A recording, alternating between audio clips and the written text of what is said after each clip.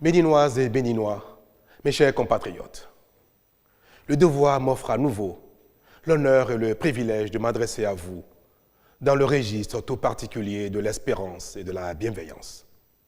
L'espérance d'une vie meilleure et la bienveillance des échanges de vœux. En prélude, je voudrais, en notre nom à tous, remercier le ciel de nous avoir accordé la grâce de nous retrouver une fois de plus, malgré les peines qui ont pu émailler la vie de chacun durant l'année qui s'achève.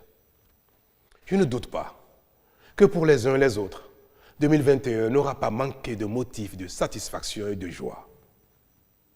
Pour notre communauté, la communauté béninoise, nos motifs de satisfaction résident dans les progrès que nous avons réalisés ensemble sur plusieurs fronts et qui nous donnent l'assurance que nous sommes capables désormais d'améliorer globalement par notre effort commun nos conditions de vie de manière soutenue.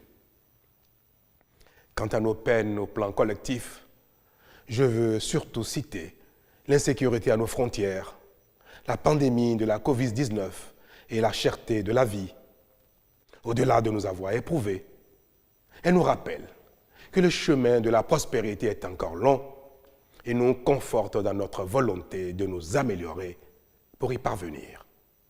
En fait, n'est-ce pas de nos défis que naissent nos serments et nos promesses qui lient chacun à la République et les générations entre elles?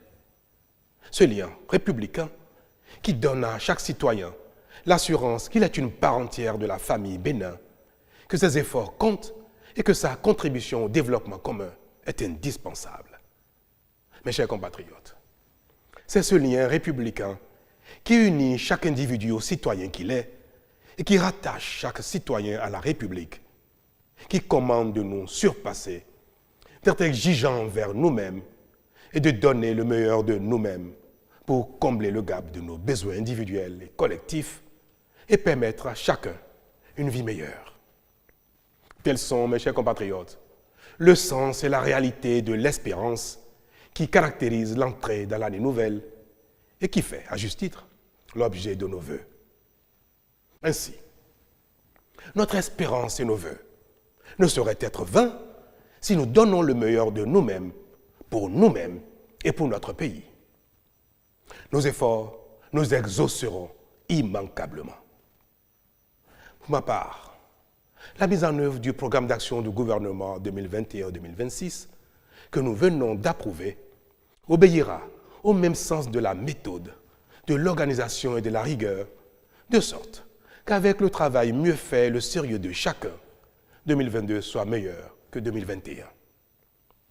C'est dans cette lancée qu'en 2022, nous allons relever les salaires des travailleurs, autant que nous investirons dans divers secteurs productifs pour créer davantage d'emplois et de richesses au profit de tous.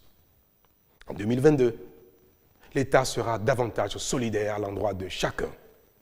Et c'est déjà à ce titre que 20 milliards de francs CFA environ sont en cours de répartition à un grand nombre de nos petites et moyennes entreprises, formelles et informelles, ainsi qu'à leur personnel, pour atténuer les impacts économiques de la pandémie. Mes chers compatriotes, au service de la République, je sais pouvoir compter sur chacune et chacun de vous pour continuer à conférer au Bénin sa grandeur et contribuer à son rayonnement. À toutes et à tous, je souhaite une bonne santé et davantage de réussite dans la vie. Bonne année.